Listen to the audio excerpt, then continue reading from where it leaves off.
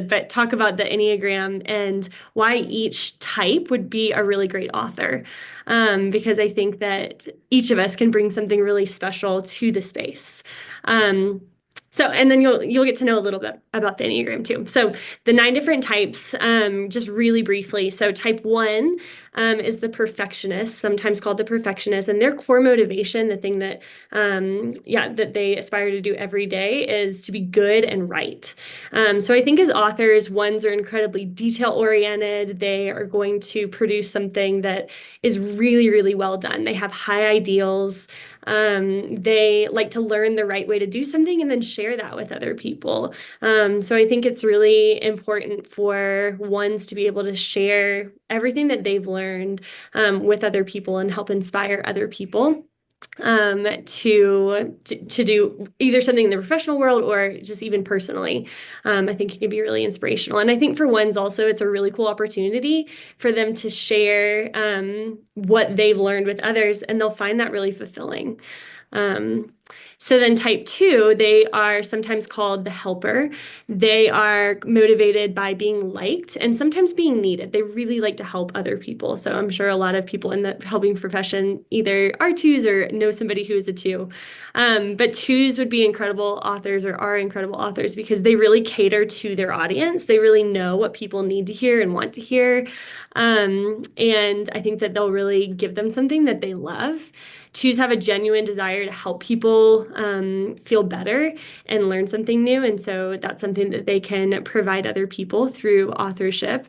And for 2s, it's an opportunity for them to prioritize something that they really want to do. I think that it's really hard for 2s to recognize their own needs and take time for themselves. And so by writing a book, you actually are doing something that you really care about, and you're having to set boundaries and take time for yourself. So I think it's a really good growth opportunity as well. For type 3s are sometimes called the achiever. They have a core motivation to be valued and approved of. It's similar to the 2s that they do want to be liked, but it's really about being valued at the end of the day. And 3s are great authors because, man, they can meet deadlines with ease. They are going to be able to get everything done on a timely manner. It's really fun. Like, I'm a 3, and so it's really fun for me because this was a really great bucket list thing that I just wanted to do in my life. And so it's really fun to be able to set a goal and be able to achieve it, and it's all measurable. So that just feels really good as a 3. And then it's an opportunity to inspire and motivate others rather than just using our skills for efficiency and being able to get stuff done for ourselves. And so I think it's a way for 3s to be able to give back to other people. For Enneagram type 4s, they're the individualists. So they have a core motivation to be significant, but also to be really understood. 4s are very emotionally intelligent. And so I think for 4s, they're able to move their audience emotionally through language. It's an opportunity for them to practice their creativity.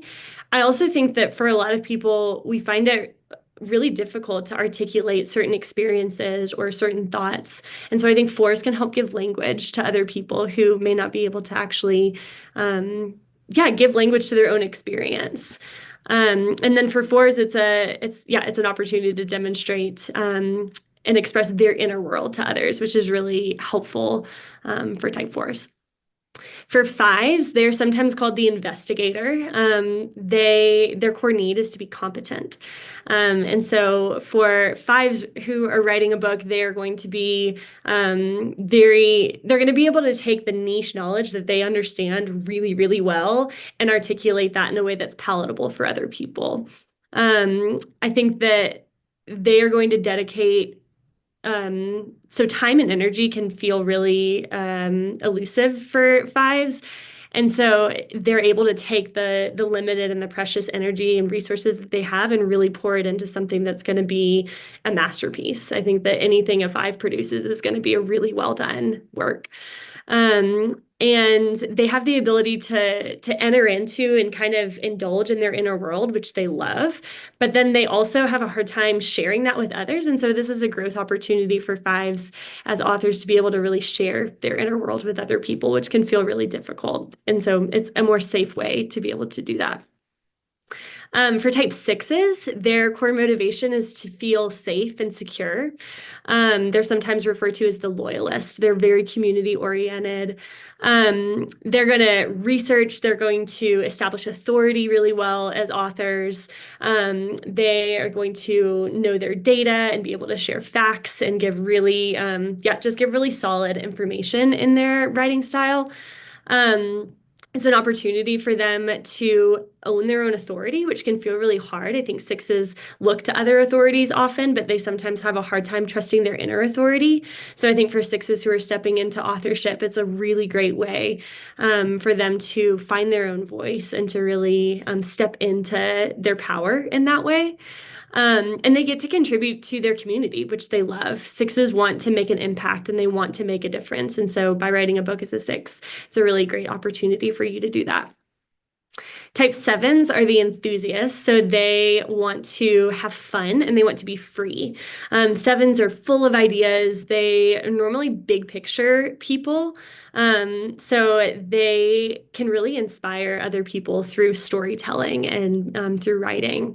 I think that they bring a different perspective and help people feel hope and excitement about the future, which can feel really hard for some people. And for sevens, it's an opportunity for them to focus and to trust that the outcome of something is going to be just as rewarding as the process.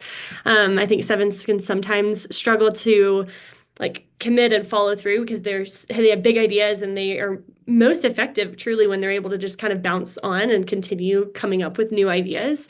And so it's really an opportunity for sevens to be able to practice following through and really sticking with something all the way and experiencing the joy of that process.